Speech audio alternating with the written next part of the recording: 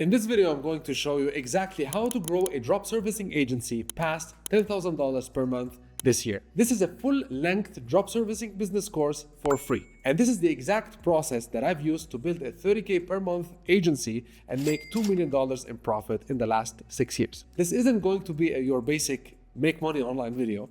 I'm going to be showing you exactly how to scale your drop servicing agency, which I also call the officeless agency, and I'm going to show you why, so you can easily quit the 9-to-5 job and build a location independent business. This video will show you the exact step-by-step process you need to follow so you never have to watch another video on drop servicing again. I'll also be answering the most commonly asked questions, so make sure to have a notebook ready, save this video, because you're going to come back to it when you want to progress with your business. All I ask for you is to hit the like button and subscribe to my channel if you want to see more videos like this. First, what's drop servicing? Well, drop servicing, people understand it as in where you find a service, for example, someone on Fiverr, and then you create a website and then advertise that same service on Facebook or Google.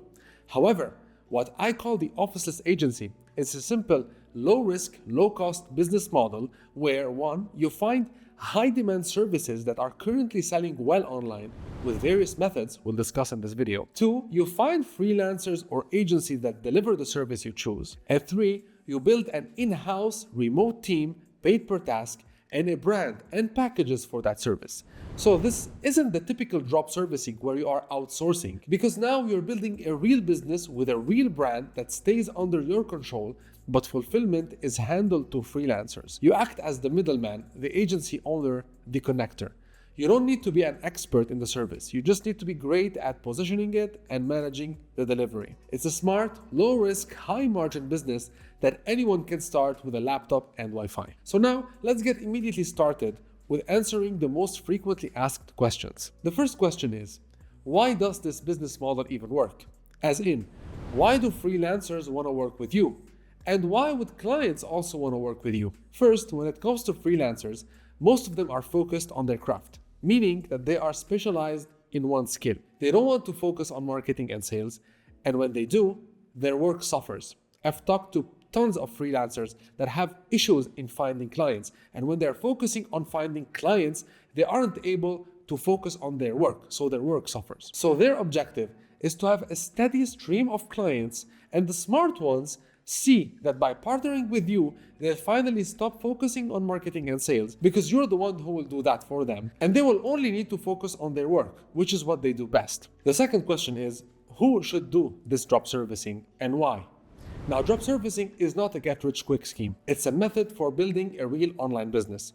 So, if you're all over the place, jumping from one thing to another, and not willing to put in the work, then this business model isn't for you.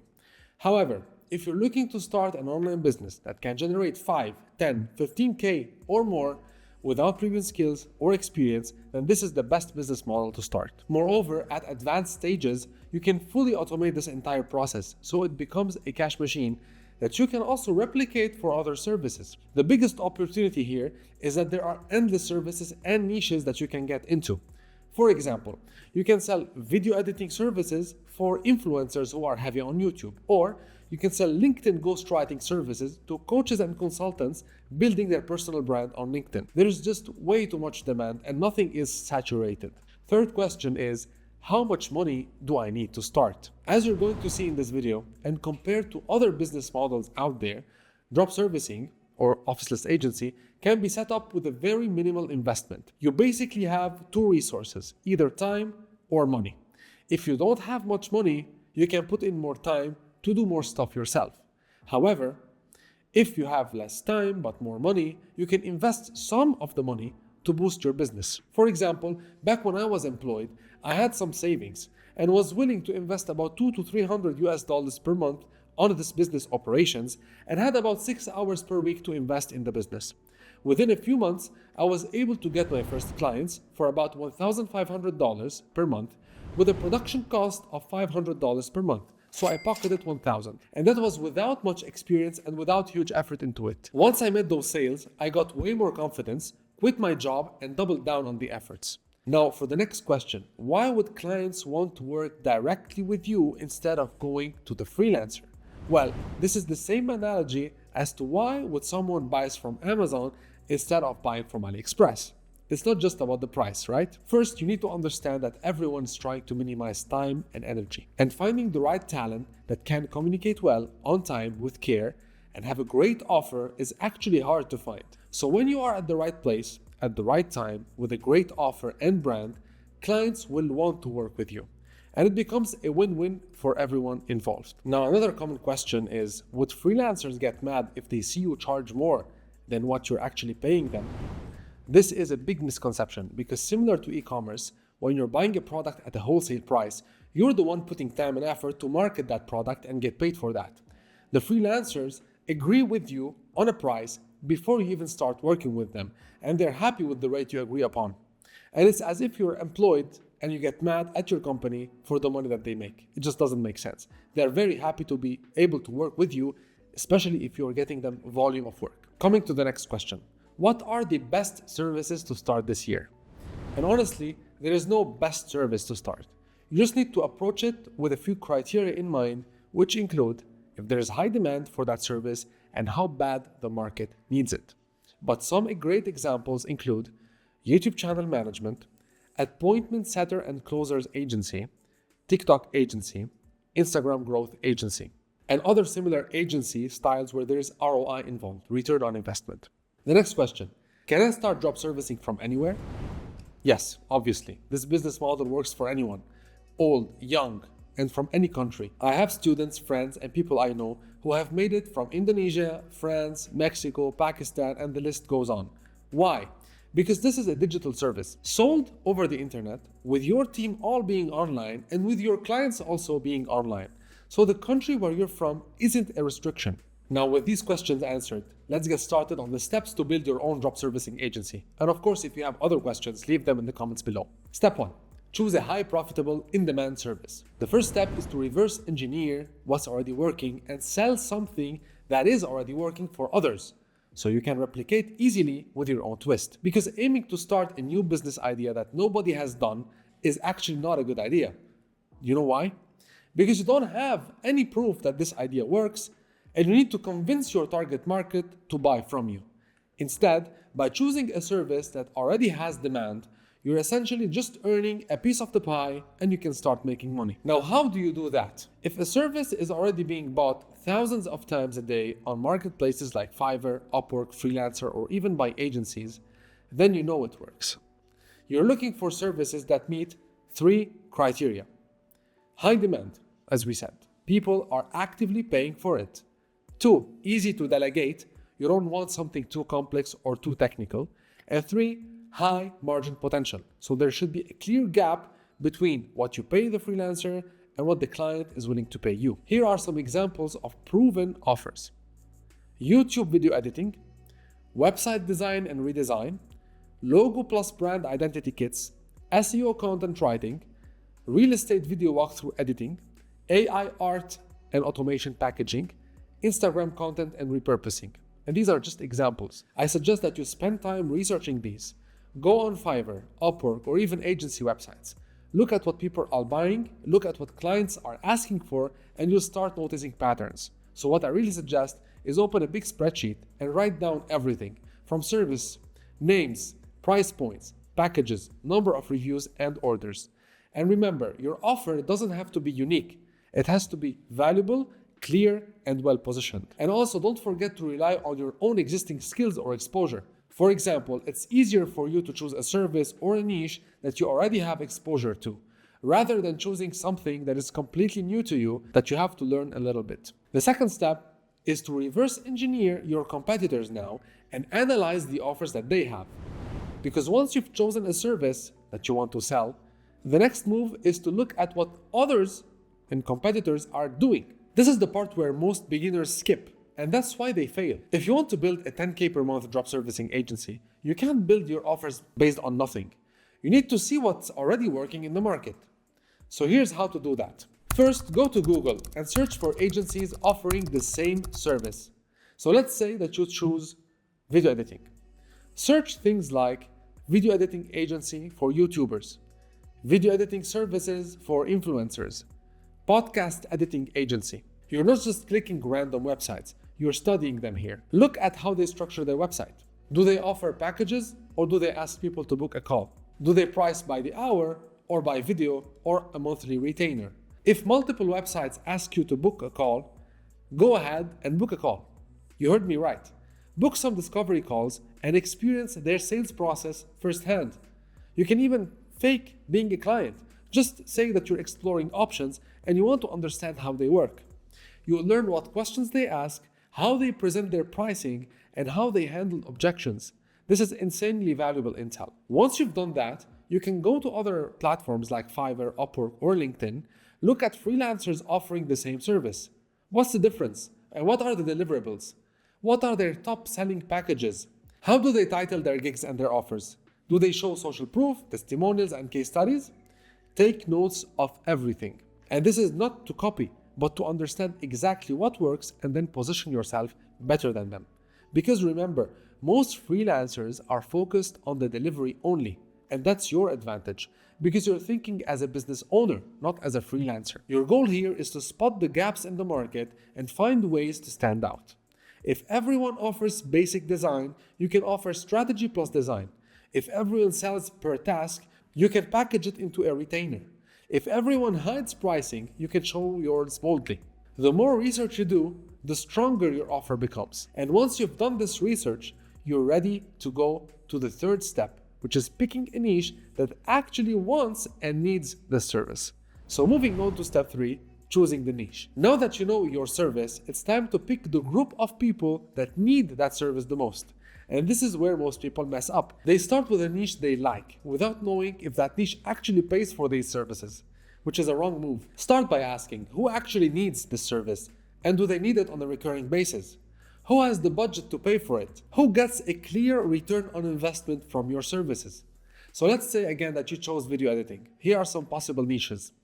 Real estate agents who want property walkthrough videos. YouTubers who want to upload 2 to 3 videos per week but hate editing. Course creators who need lesson editing and promo reels. Coaches who need social content clipped from long-form content. What do they all have in common? 1. High content volume. 2. No time to do it themselves. And 3. They see content as a growth driver, not a cost. So it's an investment. That's the kind of client you want. Hungry, focused, with money to spend. And when you pick your niche, you're not closing doors. You're making the message 10x more effective. And guess what? You can still work with other clients if they come to you, but your marketing needs a clear target. Otherwise, you're talking to no one. Moving on to the 4th step, building your team. And here's where most beginners get lazy and lose. Your team is the backbone of your agency. Even if you're amazing at sales and branding, your reputation will die if the work sucks. You need 1 to 2 go-to freelancers who are exceptional at delivering the service. You need clear instructions, SOPs, and communication workflows. You need pricing agreements locked in, ideally per deliverable and not per hour. Pick someone who communicates clearly, who can handle deadlines, and who wants a long-term partnership. Test them with a paid task. Send clear instructions. Ask for revision, because this isn't about saving money. It's about stress-free fulfillment. You can initially find great freelancers on Upwork, Fiverr, LinkedIn, or via referrals from Facebook groups. Then move to using job boards or country-specific websites. For example, I personally use job boards in the Philippines to find and hire specific talent I'm looking for. I also have a full video on how I hire freelancers from my agency, which you can check out in my YouTube channel. Over time, as you grow, build your own mini operations team. Think Notion plus Discord plus Google Drive. Then you're ready to move to the 5th step, creating your brand and your offer. And branding isn't just a logo and some colors. It's how you position yourself in the market. Again, in terms of positioning, you're not just selling video editing. You're helping YouTubers 10x their content quality and grow their channels. A good offer has 3 parts. The first is the service, so what it is that you do. The second is result, what's the transformation? And the third is the niche, who is it for? Example, we help real estate agents close more listings by editing high-converting property videos without lifting a finger. That's miles ahead of we offer video editing, right? Your website should look professional, explain your offer clearly from the start, show proof like case studies, before and after testimonials, and make it easy to take action like booking a call or place an order. and bonus points if you have a free lead magnet or audit, if you have a short video explaining your service like a VSL, or if you have pricing packages. Moving on to the sixth step, talking about pricing packages, you have to set your pricing. And this is where people choke.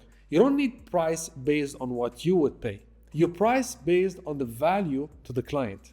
So if your service helps a business make more money, you charge accordingly. And I suggest that you start with this formula. First, look at the cost to fulfill, so paying the freelancer. Second, look at your target profit margin, so aim for 60 to 80% profit margin. And third, look at the industry average pricing so that you don't underprice. So for example, if a freelancer edits a video for $40 and you want a profit of $80 per client, your price should be $120 minimum. And from there you can offer 3 tiers: the basic, $120, the pro, $240, and the premium, $480 plus with extras, ongoing work, or bundles. Most clients will pick the middle one. And don't be the cheapest, but also be clear and trustworthy. Now that you have all of this ready, it's time for the 7th step, which is getting clients, but without paid ads. Because you don't need to spend a single dollar on ads to get your first clients. I recommend starting with outbound marketing, meaning you are reaching out to people who don't know you and pitch your services. For example, you can reach out using email, so email outreach, LinkedIn outreach, Facebook outreach, Instagram outreach, cold calling even, or freelancer networks like messaging job posters on Upwork. And I highly recommend choosing one of these when you're starting out and choosing the one that best fits where your niche or ideal client is. For example, if you are targeting hair salon owners, they most definitely won't be on LinkedIn, right? So you shouldn't choose LinkedIn as your first outreach platform. You have to figure out where they are and create an optimizer profile depending on the platform you choose, and then build a list of those people that fit the criteria of the people you want to help and reach out. Make sure, of course, to personalize every message and show them that you understand their business. So here's a simple outreach template. Hey, name, just came across your YouTube channel. Love what you're doing. I run a small agency that helps niche with service. Just wanted to ask, are you currently looking for help with result? Keep it short and keep it human. You only need 5 to 10 clients to hit 10K per month. And of course, this, what I just told you, is a single example of outreach templates. There are tons of more advanced strategies for outreach with follow-up sequences that will require full-length videos. But if you understand this process now, you can learn outreach for your specific service and improve at it. It's just a volumes game. Next, we move on to the 8th step, which is deliver and scale. Once you get your first clients, systematize everything. So I recommend using Trello or Notion to manage projects, use Google Drive to share files, and use Loom for communication. Don't reinvent the wheel each time. Create SOPs, standard operating procedures, so your freelancers will know exactly what to do for every order. Once you've got delivery smooth, focus 100% on sales. And that's how you grow. You are the marketer and the operator, not the service provider. And that's exactly how you go from 1K per month to 30K per month and beyond. And that's also exactly how I did it. You can also by then start thinking about how to get project managers on board who will replace your role of managing the projects. And this way, you can solely focus on marketing and you have a full cash machine working for you. If you found this video valuable, hit the like button, subscribe, and let me know in the comments what service are you looking to start. I'll be reading every comment and be helping you out personally. See you on the next one.